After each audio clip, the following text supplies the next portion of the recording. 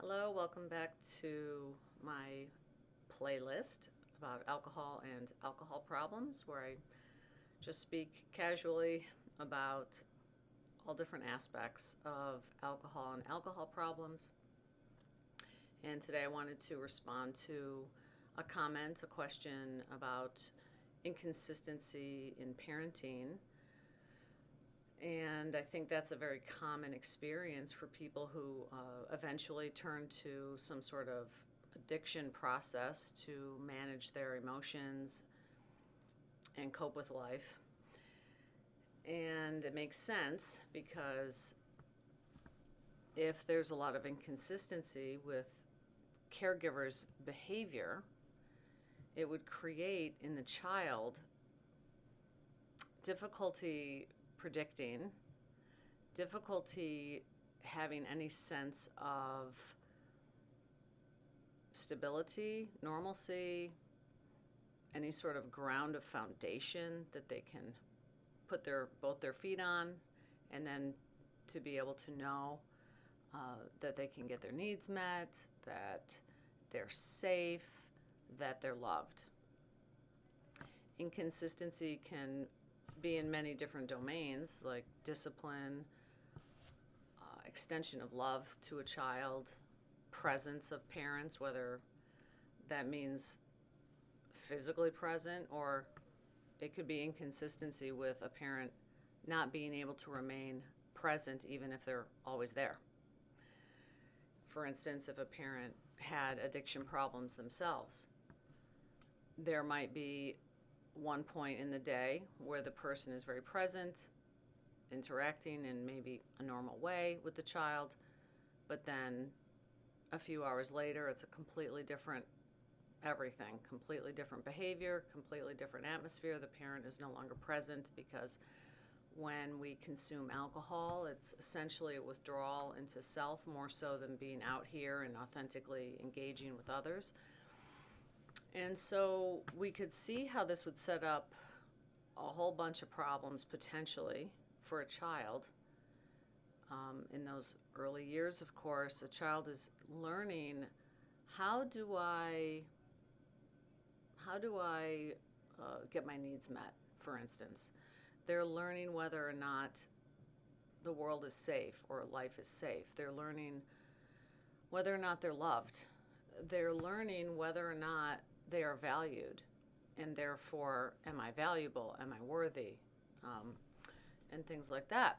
So when there's inconsistency with parenting, there will then naturally be beliefs, conclusions drawn by that child, even a very, very young child, about those questions about, safety, getting needs met, and lovability of the child, worthiness. And then decisions, beliefs about how do I get those things if this isn't a safe life, a safe world, a safe home. How do I establish safety for myself? How can I feel safe enough to feel relaxed enough to not feel the intolerable pressure of always having to be on the lookout, hypervigilant about unpredictability and potential danger, even something like just getting in trouble. I know many adults, they are still struggling in a very visceral way with the feeling that they might get in trouble. So these are lifelong consequences that need to then be dealt with, hopefully at some point. So there would also be the need to determine if I'm not lovable, or if my lovability, if my worthiness, deservedness is one day this way, one day that way. How can I establish it? And the child will start to try to find ways to establish a more permanent sense of worthiness. And then that can lead oftentimes to things like perfectionism If I am perfect, then perhaps I could control the behavior of my inconsistent parent.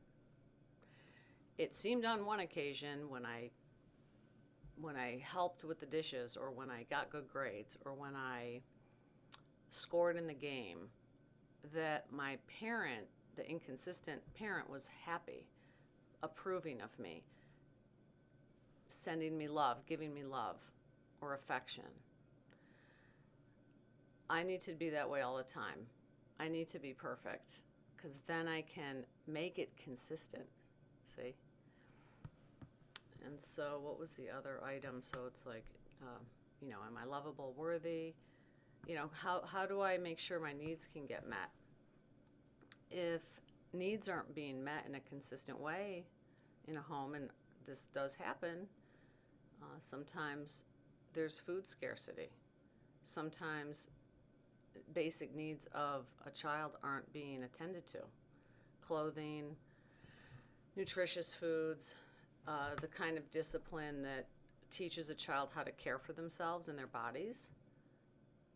So there could be like no boundaries, perhaps, in a household, or inconsistent boundaries, where one night they're allowed to stay up until 2 a.m. playing video games, and then perhaps on another occasion there's criticism about watching or playing video games, or criticism about that they don't go to bed at the right time, but the structure was not put in place by the parent because of the inconsistencies.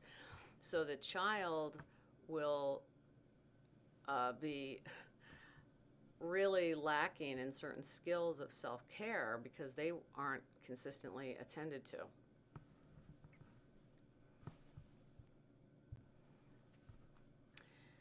And so in terms of trying to find ways to have consistency with needs being met, a child may develop behaviors in that effort to do that.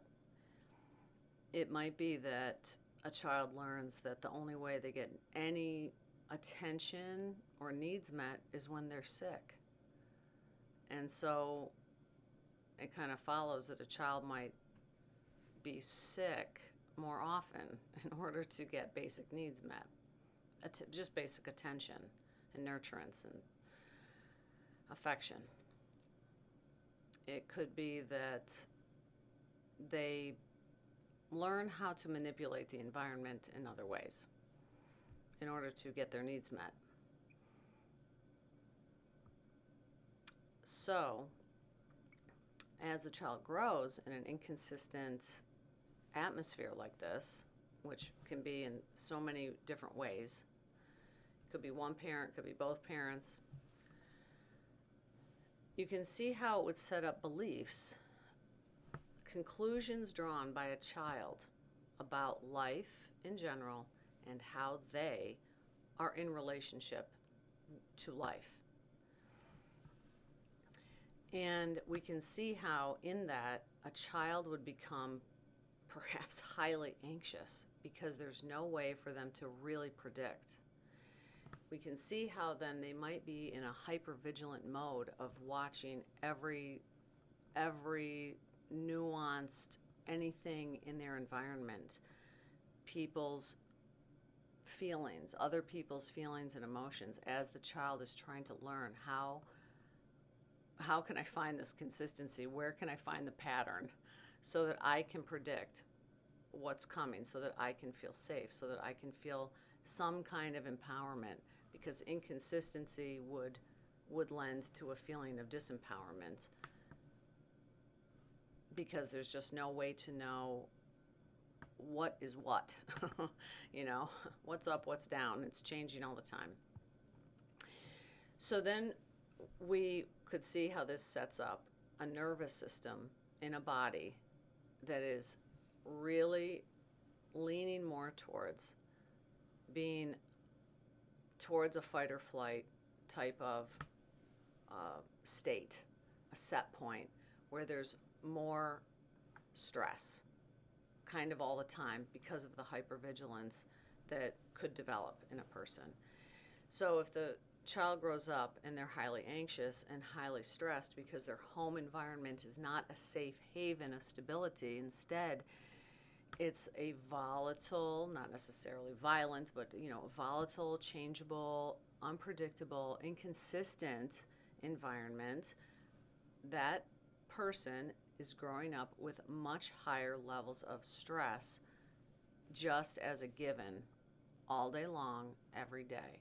And doesn't it make sense that if they then take alcohol into their body at some point, whether they're young, which happens quite a bit, or older, and they feel that warming sense of relief, finally, something that they might interpret as helping them to finally feel normal, meaning just somewhat more relaxed in the body. It could even give a sense of safety, right? Because if they're not anymore under this stress, anxiety, they might feel like they can relax because they might feel safer, because their body is signaling to them that they're relaxed, and that would indicate safety. And so then we can see how, like I've spoken of in other videos, that alcohol would begin to represent for that one quite quickly a very valuable means to self-regulate, to help the nervous system to feel better, to change how the person feels, since how they feel in general every day is they're tolerating it, but it might feel near intolerable, the level of stress and anxiety they're living with, hour by hour. And so the brain will take note of the times that alcohol is taken in, and it will kind of rank it as a nice, valuable method of relaxing, of settling. Feels like a very positive thing to a person, very positive. It feels like relief, long-awaited relief. And so, of course, a person would repeat that experience when the opportunity arises. And of course, then the body, over time, if the person drinks enough, the body will begin to change in the ways that it does, and they will need more alcohol to affect the same amount of relaxation and relief from anxiety and stress. And so, yes, this is just, I'm just painting a picture that I see a lot. This is a very common kind of trajectory for a person, that when we look back into the story of the childhood or the home, the home of origin, we often find inconsistencies with someone who has an alcohol problem. And many times the inconsistencies are sourced in a parent's alcoholism or alcohol use disorder.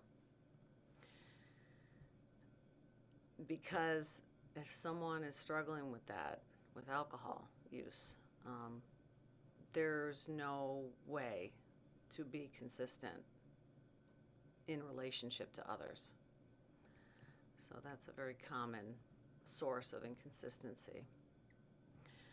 And otherwise, I would say if the parent didn't have addiction problems, I would assume that the person, the parent or parents, had childhoods of inconsistency, of perhaps various types of childhood trauma that is not resolved, not healed, that the parents are holding beliefs that they formed in childhood themselves. And so it's a dysregulated child in an adult body parenting a child, just as they were parented, and perhaps just as they were parented, etc., back into time. And so it isn't about blaming parents, not my perspective, because if a parent is behaving in a way that is harmful, rest assured, there are reasons for it. And they are making grave mistakes that are perhaps harming their children, but they too were innocent children, and something was amiss. And it might have been so much amiss that they were not able to yet in life, when they were raising their children, um, have the courage, the understanding, the insight to look within to try to heal those things. They might not have even been aware that that was something that was possible to them. It's true, we hear, when we talk about things like child abuse and things like that, we can say, well, how could they do this to their child? If they grew up, with this horrible childhood themselves, wouldn't they want to change? It was their responsibility. Why didn't they get into therapy? Why didn't they get help? Well, likely it just didn't even enter their mind, or they didn't believe it. They might not have had enough self-love to choose themselves that way. They might hate themselves, and they might be projecting outward. People are very caught in their belief systems, and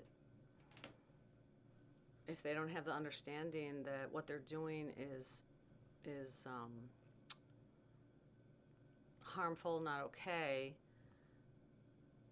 if they aren't able to have the courage to look within, to start to even just be okay with being wrong.